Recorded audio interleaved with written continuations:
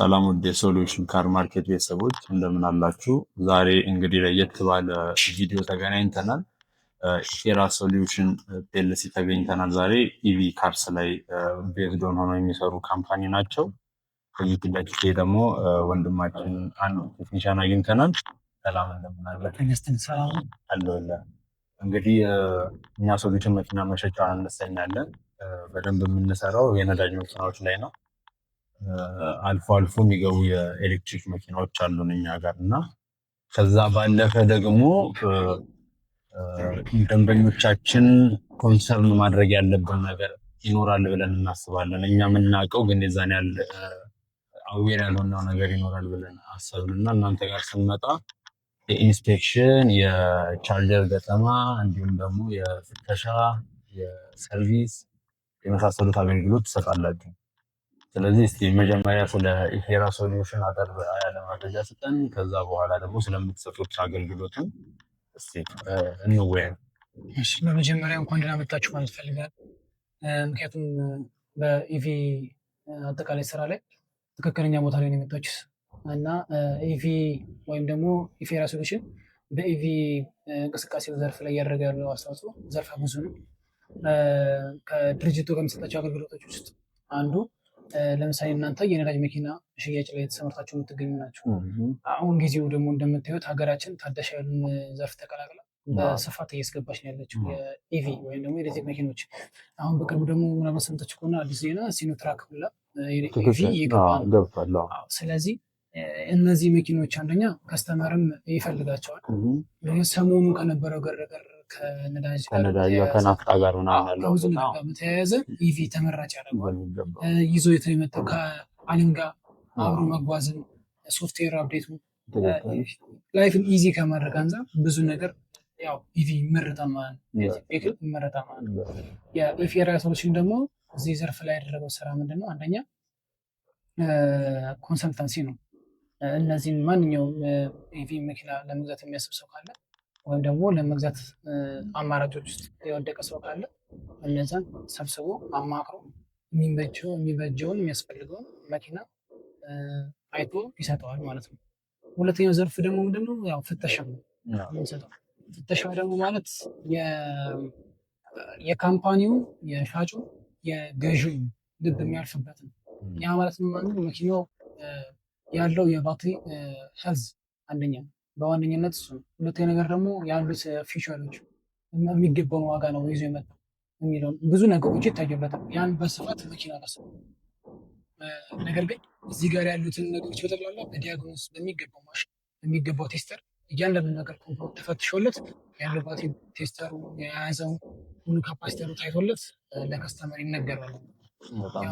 ቆይታው ደግሞ ከከስተመር ጋር ሰፋ ስለሚከዛ በኋላ ቻርጀር ኢንስታሌሽንን በተመለከተ አንድ መኪና ወደ ሀገሩ ሲገባ ወይም ደግሞ ከስተመር እጅ ላይ ሲደርስ ይዞት ሊገባ የሚገቡትን እቃዎች በጠቅላላ ቼክ አድርገን እናስረክባለን ማለት ነው። በጣም አሪፍ ይላል። ስለዚህ እስቲ እንደው ከመጀመሪያዋ እንነሳና አሁን እኛ ጋር ከስተመሮቻችን ሲመጡ ኮንሰልቲንግ ላይ እንሰጣቸዋለን የተወሰነ ነገር ኢቪ ላይ እስቲ እንደው አሁን እኛ ኮንሰልት ከምናደርጋቸው ባለፈ እንዳልከው አሁን እኛ ኮንሰልት ስናደርጋቸው ለምሳሌ ታዳሽ ኃይል ከመሆኑ አንጻር መንግስትም ከያዘው የግሪን ሌጋሲ አኳያ ምናምን ኮንሰልት እናደርጋቸዋለን ኢቪን እንዲመርጡ ማለት ነው ከስተመሮቻችን። እስቲ በእናንተ በኩል ደግሞ ለየት ያለ ኮንሰልት የምታደርጉት ኢቪን ተመራጭ የሚያደርገው ነገር ሌላ ምን አለ? በጣም አሪፍ ጥያቄ ነው። ምንድነው አሁን አንደኛ ነገር መንግስት በስፋት እየሰራበት የሆነው ነው። አንተ አሁን የተቀስቀሱ ነገሮች ላይ አድ የሚያደርገው ነገር ምንድነው? አንድ መኪና የኢቪ መኪና ያለበት ስተፈስና በሱ ተመሳሳይ ምርት በሱ ተመሳሳይ ጉልበት የሚያመንጨው የሚችል የቤንዚን አድርገን ስታየው አንደኛ ላይፍ ታይማቸው ተስያደርግ፣ ሁለተኛ ነገር ደግሞ ኢንፋንት፣ ሶስተኛ ነገር የምታወጣላቸው ገንዘብና የሚገባቸው አይነት አገልግሎት መስጠት እዛ ነገር ላይ ዘርፍ እኩል አለ አንደኛ። ሁለተኛ ነገር ደግሞ ከምንም በላይ ከዓለም ጋር እኩል መራመር፣ እዚህ የሰጠውን ቴክኖሎጂ መጠቀም መቻል። ሶስተኛ ነገር ደግሞ በጣም ይሄ ግሪን ፐልዝ ላይ በጣም ብዙ ነገር እየተሰራ ነው አሁን እየገባ ነው እንጂ። ስለዚህ ሼራ ሶሉሽን ደግሞ ይህንን በተመለከተ ማቴሪያሉን ማስገባት ብቻ ሳይሆን ማቴሪያሉ ከገባ በኋላ እዛ ማቴሪያል ላይ ቅድም እንደነገርኩህ እንደ ፍተሻ የሚሰጡ ቻርጀር የሚገጥሙ ኢንስታሌሽን የሚሰሩ ቦርዶችን የሚሰሩ የሚጠግኑ ባለሙያዎችን እያፈራ እያበቀለ እያስመረቀ እያስወጣ ነው ለስራ ማለት ነው። የሚገርም ነው። እንግዲህ አሁን ይህንን አሁን እናንተ በዚህ ሁሉ ዘርፍ ላይ ከተሰማራችሁ አይቀር መኪናዎቹንስ የማስመጣት ላይ እንዴት ነው ያላችሁ ፖቴንሻል? የማስመጣት ስራ ላይ ትሰራላችሁ ወይንስ አሁን ኦልሬዲ የገቡት መኪና ላይ ኮንሰልት የማድረግ ኢንስፔክት የማድረግ ሜንቴን የማድረግ እነዚህ ላይ ነው የምትሰሩት? እኛው ዘርፉን ላይ ለጊዜው የገባ ነው በገቡ መኪኖች ቢሆንም ነገር ግን እንደ ስፋት ስራ ደግሞ ከአስመጪዎች ጋር በመነጋገር ወይም ደግሞ የሚፈልጉ ከመንግስት የሚሆን መንግስት ካልሆኑ ተቋማት ጋር በመነጋገር መኪኖቻቸው ኦርደር የሚያደርጉትን መኪኖች አስመርተናል ብለን ከቻይና በቀጥታ ኢትዮጵያ ውስጥ የሚመጡ ድረስ ከነጤንነታቸው እናስመጣለን እንሰጣለን ድርጅቶቹ ማለት ነው። በጣም አሪፍ ነው። እንግዲህ ያው በደንብ እየዳሰስን እየተወያየን ነው እየሄድን ያለ ነው። እንግዲህ አሁን እኛ ጋር ሲመጣ ከስተመሮቻችን ኢንስፔክሽን ነው ትልቁ ጥያቄ እና ኢንስፔክሽን ሲደረግ እንግዲህ ኢቪ ካር እንግዲህ የምናያቸው አይ ቲንክ ሁለት ነገር ነው ያለ የሚመስለኝ፣ ኢንቨርተሩ እና ባትሪውን ነው የምናየው አይደለም? እስቲ እዛ ላይ የሆነ ነገር ብትለኝ። አሁን ኢንስፔክሽን ሲሄድ አንድ የኢቪ ካር ፈላጊ ምን ከኢንቨርተሩ እና ከባትሪው ባለፈ ምን ላይ ቤዝድ ሆኖ ቢሄድ ይችላል? ለማስቀነስ ከስተመሩና ሻጩ ብቻ በቂ ናቸው፣ ምክንያቱም አክሲደንቱ ስለሚሄድ። ነገር ግን ሄርዙን ለማየት ግን እውቀት ይጠይቃል፣ ወይም ዴብዝ የሆነ ነገር ፈትሸን ማየት ያለብን አንደኛ። ሁለተኛ ነገር አንዳንድ መኪኖች ደግሞ ኤሲያቸው ላይሰራ ይችላል። እኛ በፍተሻ ወቅት ያጋጠሙን ብዙ ነገሮች አሉ። ስለዚህ ኤሲ አብረተህ ታያለህ፣ ታች ስተኝተህ ባትሪዎችን ታያለህ። ባትሪ የተመረተበትና መኪናው ደግሞ የተመረተበትን የሁለቱን ዓመተ ምህረትና ወራቸውን ታያለህ። ይሄ ራሱ በመካከሉ ከሁለት ወር በላይ ወይም ጋፕ ይኖረዋል። አንዳንድ ጊዜ ራሱን ችሎ የሆነ ኢፌክት ይኖረዋል። አግባብ አይደለም። በጣም ያነሰ ጊዜ መሆን ያለበት። እንደዚህ ጋር እኔ እንደው ከባትሪ ላይ ጋርም እንደው አያይዤ አንድ መረጃ ነው የሚፈልገው መንገድ እንጠይቅህና አሁን መኪኖቹ እኛ ጋር ሲገቡ ለምሳሌ በጣም የቅርበት አድርገው የሆኑና ፕላስ ደግሞ በጣም ማይሌጃቸው ራሱ በጣም ትንሽ ይሆንና ኢንስፔክሽን ታይም ላይ ባትሪያቸው 98 99 የሚሆንበት ነገር አለ እና አይ ቲንክ ከዚህ ጋር የተያያዘ ነገር ይመስለኛል አይደለም? ምክንያቱም በአጭር ማይሌጅ የዚህ ያህል ባትሪ መቀነስ ከምንስ የሚመጣ ነው የሚል ጥያቄ ምን ራሴ ነው ስለነበር። ኦኬ አንደኛ አሁን አንተ እንዳልከውም ሊሆን ይችላል፣ ግን በብዛት ደግሞ እንደነገርኩ ነው ይሄ ነገር ገና እንግዳ ነገር ነው ወደ ሀገራችን ሲገባ አይደል? በዘርፉ ላይ ደግሞ የሰለጠኑ መካኒካል የሆኑ ሰዎች ብቻ አይደሉም፣ የሰለጠኑ ድራይቨሮች ራሱ ያስፈልጋሉ። በፊት ያን ዳር ሰልተህ የምትነዳው ከሆነ አንደኛ ድራይቨር ሃይዌት ይፈልጋል፣ ሁለተኛ ቻርጅ ሃይዌት ይፈልጋል። እንደዚህ ነገሮች ይፈልጋል። አጠቃቀምህም ወሰን መኪናው ሃይ ቴክኖሎጂ ስለሆነ አሁን ለምሳሌ ሬንጃቸው በፉል ቻርጅ 500 ኪሎ ሜትር ከዛ በላይ ተብሎ ይጠቀስልናል። ነገር ግን 500 ድረስ ሄዳለሁ ብለህ መንዳት የለብህም። አንደኛ የምትጠቀማቸው ውስጥ መጠቀም የተለያዩ ነገሮች አሉ። ሁለተኛ ነገር ደግሞ ምንድነው ሬንጁ ያ የሚሰጥ ሬንጅ ይሄዳል ሲባል በምን ያህል ኪሎ ሜትር ነው ያን ፐር አወር ነው የሚሄደው የሚለውንም ኮንሲደር ያደርጋል። ካልሆነ ግን ለምሳሌ እንደ ማንኛውም ነዳጅ መኪና እንደ ልብህ የምትነዳው አይነት ነገር አልሆነም ማለት ከሆነ ያው ይቀንሳል። ባትሪ ላይፉ እየወረደ በጣም ከባድ ነገር ደግሞ ቻርጂንግ ሃቢትን ካስተካከልከው መኪናው በጣም እሱ ላይ እስኪ እንደው አሁን በኤሲ እና በዲሲ ሲደረግ ምንድነው ልዩነቱ? ምንድን ያመጣል? መኪናው ላይ ምን አይነት ለውጥ አለው የሚለውን ነገር እስኪ እሱ ነው የሚገርም። በጣም ጥሩ። በማንኛውም የፕላጊን የሚሆኑ ኤሌክትሪክ መኪኖች ሃይብሪድን ጨምሮ ፕላጊን እነሱን ጨምሮ ያው 3 የቻርጂንግ ሲስተም ያላቸው ተብሎ ይመደባሉ። በመኪናው ላይ ግን የሚገኙት 2 ኮርተሮች ናቸው። መቀበያዎቹ 2 ናቸው እና ትንሿ ላይ ወይም እኛ ኤሲ የምንጠቀማት ላይ ከቤታችን የምንጠቀማት ላይ እሷ ላይ ሁለቱም ዋንነቱን ሌቭል መጠቀም እንችላለን። እነዚህ ደግሞ አነስ ያለ ኪሎዋት ነው የሚኖራቸው። እንደውም የስሎ ቻርጀሩ 1.2 ኪሎዋት ነው። ያኛው ሁለተኛው ደግሞ ሌቭል ወደ 7 ኪሎዋት ነው ያለው። እነዚህም ሰከተን መጠቀም እንችላለን። ጤናማ ነው። ከሁለተኛው ደግሞ አንደኛው ጤናማ በጣም ስሎ ስለሆነ ጊዜህን ነው እንጂ ለባትሪ ሄልዙ ግን እጅግ በጣም ጤናማ ያደርገዋል። በሶስተኛ ደረጃ ግን ሰፋ ብሎ የምናገኘው ፖርተር ወይም ደግሞ ዲሲ ብለን የምንጠራው ያ ደግሞ ፋስት ቻርጀር ነው። መንገድ ላይ ወደ ቦሌ አካባቢ ተተክሎ የምናያቸው እነሱ እጅግ በጣም ለባትሪ ሴል ትንሽ ማለት ያው አጠቃቀማቸው ይሏል። ሁለተኛ ግን መኪና ባትሪ ሙቀት አይፈልግም። ስለዚህ ያንን ቻርጅ ስናደርግ ደግሞ ኦንቦርድ የሚባል ሲስተም አለ። ኦንቦርድ የሚባለው ሲስተም ጃምፕ አድርጎት ነው ወደ ባትሪ ባክ የሚገባው። አንደኛ። ሁለተኛ ሴሎቹን ያሞቃል፣ ባትሪ ሙቀት ይወስዳል። ይሄ ባትሪ ደግሞ ሙቀት በጣም የማይፈልገው ነገር። ስለዚህ በዚህ የተነሳ ላይፍ ታይማቸው እየወረደ ይሄዳል ባትሪ ላይ። ስለዚህ እስቲ አሁን እዚሁ ባትሪ ላይፍ ታይም ላይ እንቆይና የሁለት ጥያቄዎችን እዚህ ጋር እስቲ እንወያይባቸው። የመጀመሪያው ጥያቄ የሚሆነው ባትሪ ላይፍ ታይም በወረደ ቁጥር መኪናው ላይ የሚያመጣ ኢፌክት አለው ሪሊ? ከመጀመሪያው 100 ከነበረበት ፐርፎርማንስ ላይክ 97 ሲሆን የሚያመጣው ኢፌክት ምንድነው የሚለውን መጀመሪያ።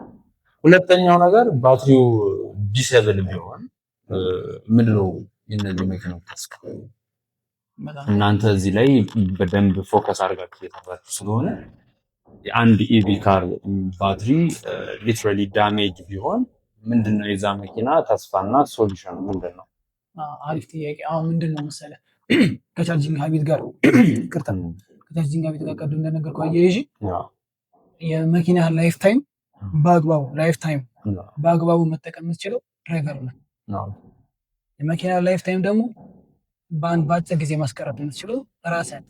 ስለዚህ መረጃ ያለው አንተ ጋር አንደኛው ቻርጂንግ ሀቢት እና ድራይቪንግ ሀቢት በጣም ወሳኝ ነገር ነው። እነዚህ ላይ ግን አሁን አንተ ያልካቸው ጀምሮ ለምሳሌ የ8 ዓመት ከዛ ዓመት በላይ እድሜ ያለውን መኪና በአጭር ዓመት ውስጥ ኮላፕስ እያደረገ ልታየው ትችላለህ።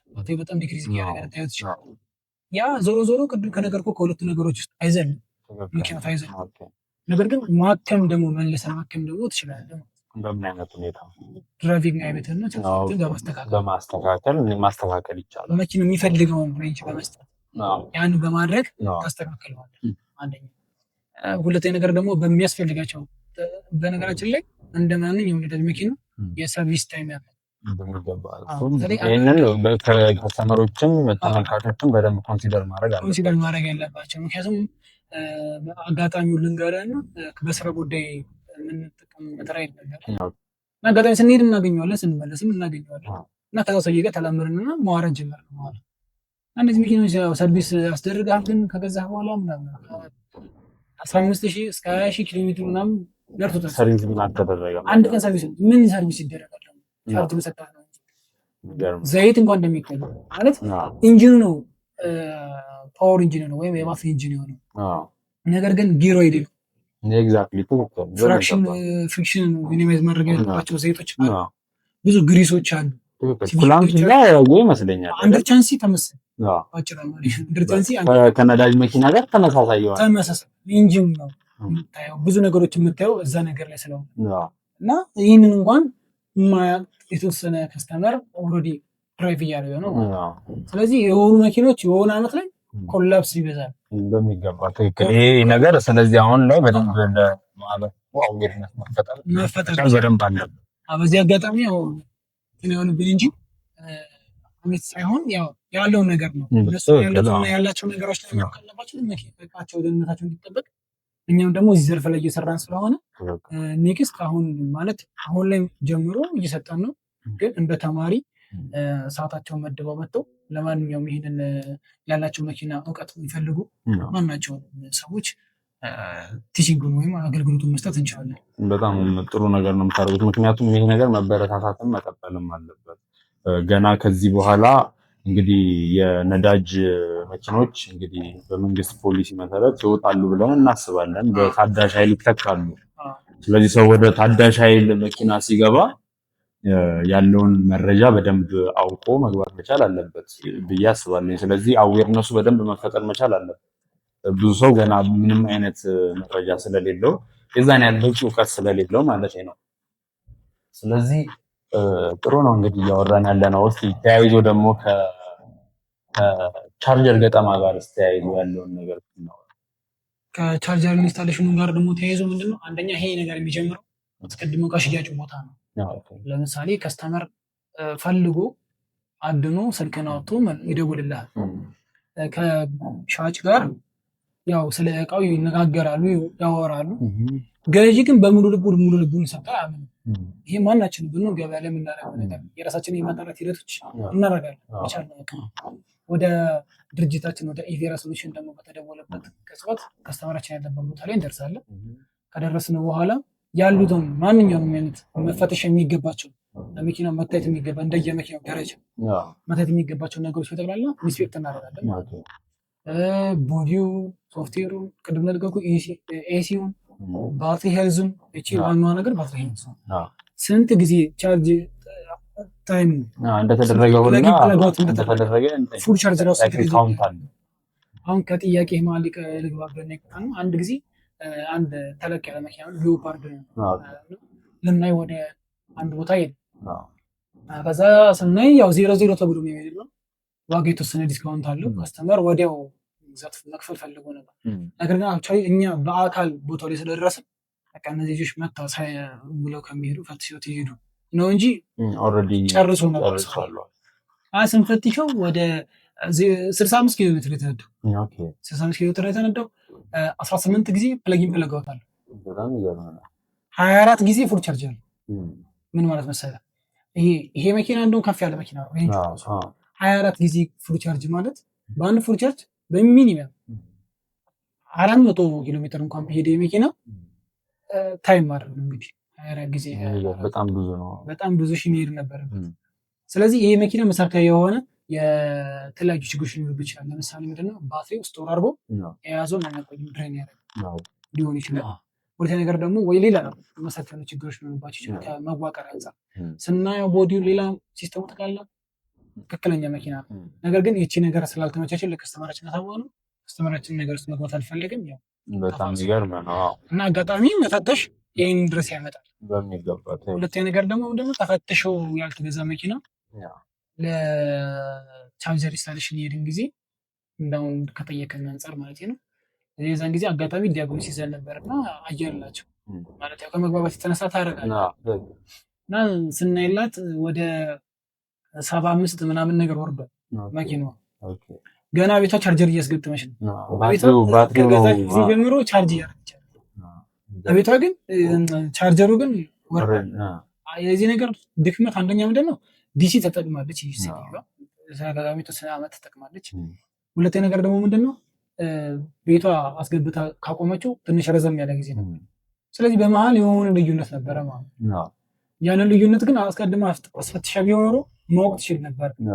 ከካምፓኒ የወጣበት ከሻጭ የወጣበት ምን ያህል እንደሆነ ማወቅ ትችል ነበር። ስለዚህ ያንን ስላላወቀች አሁን ማንም ላይ ጣት መቀሰር አትችልም። ጥፋት የራሷ ስለሆነ ነው። ስለዚህ እኛ ፈትሸን ማንኛውንም መኪና ኃላፊነቱን ወስደን የመፈተሻ እንትን አለን ፎርማት አለን። ያንን አዘጋጅተን እዛ ላይ ማህተማችን አለ፣ ስልካችን አለ። እያንዳንዱ ቲክ ላደረግንበት ነገር ተጠያቂ ሆንን ለከስተመራችን ስለሆነ ልቡን ተሰጥቶበታል። በጣም ጥሩ ነገር ነው። ስለዚህ የገጠመውም ነገር ምንም ከስተመሮች አያስቡም። ያው አክቹዋሊ ገጠመውና ፍተሻው የየራሳቸው የሆነ ክፍል ናቸው። ስለዚህ ለፍተሻ የደወለልን ከስተመር ለገጠመው የደውልና በል ተስፋ ስለምናደርግ በስፋት በሚገባ ምንም ጥያቄ የለም። ተያያዥነት ያለው ነገር ስለሆነ ሪትኮታጅ ነው። ምክንያቱም አንዳንድ ጊዜ ነው ለምሳሌ እኛ ያልፈተሽንለት ከስተመር ከዚህ ፊት ደውሎልን ነበረ እና 3/4 አሁን የምንጠቀመው ኬብል 3/6 ነው እና ከዚህ ፊት የገጠመለት ሰውዬ 3/4 የተጠቀመለት እና በጣም ኦቨርሂት ያደርጋል። አንደኛ ሁለተኛ ነገር ደግሞ በርን ነው ሊያደርግ ይችላል። ስለዚህ መኪናውን አፍክ ያደርገዋል። እየሞቀ ነው የደወለልን እየሞቀ ነው እና እኛ ቸኩለን እንደውም ቶሎ ብለን ንቀለው ብለን ነገር ኢቭን ከዚህ ራሱ ከስተመሮች በደንብ አዌር መሆን መቻል አለባቸው። ምን አይነት ኤሌክትሪካል ገመድ መጠቀም አለባቸው እሱ ራሱ በደንብ ኮንሰልት መደረግ መቻል አለበት። ይሄ ደግሞ ባለሙያ ስለሆነ ማየት ያለበት መፈተሽ ያለበት ኢማጂን ባለሙያው እቃው የሚገባውን እቃ ገዝቶ አመጥቶ ገጥሞልህ ሪስክ ወስዶልህ ፈትሾልህ በጣም እኮ ኢዚ ነገር በሚገባ ትልቅ ነገር ነው እየወሰደልህ ስለሆነ አንተ እሱን ተከታትለህ መጥራት ላይ ነገር ማሰራት ማድረግ ለአንተ በጣም ኢዚ ነው የሚሆነው። መኪናህን ከተጀመረችበት እጅ ሳይቀየርባት መቀጠል ማለት ነው። የኢቪ ካር ቤተሰቦች እንግዲህ ደንበኛ ባለሙያ ያስፈልጋቸዋል። ሰውም መቀያየር የለበትም። ይህንን በደንብ በአጽንኦት እንግዲህ እንናገራለን። ከዛ ባለፈ እስቲ ስለ ስፔራቸው እናወራ። ስፔራቸው ምን ይመስላል? ስፔራቸው በስፋት እየገባ ነው። በብቸኝነት ኢትዮጵያ ውስጥ የቢዋይዲ ብቸኛ አከፋፋይ በዚህ ሞይንኮ ላይ ደግሞ ሞይንኮ እንግዲህ እንደምታውቀው ጥሩ ያው የምንም አይነት የስፔር ዕቃ አታጣበትም። በእርግጥ ግን አንዳንድ ሰዎች ትንሽ የተጋነነ የዋጋ ጭማሪ ይታይበታል ሞይንኮ ምናምን ነገር የሚል ቅሬታ ያነሳሉ። ሩመሮች ነገሮች አሉ። አሁን እንግዲህ ምልህ በቶዮታ መኪኖች ላይ እኛ በምናውቃቸው ላይ እንደነዚህ ያሉ ሩመሮች የሚነሳበት ከሆነ እንዴት ነው ኤክስፔክት አንተ እንዴት ታደርገዋለህ? አሁን በኢቪ እነዚህ ኢቪ ካሮች እንግዲህ አዲስ ሞዴል ናቸው። እቃቸው አፎርደብል ይሆናል ብለህ ታስባለህ ወይስ ቱ ማች ኤክስፔንሲቭ ናቸው?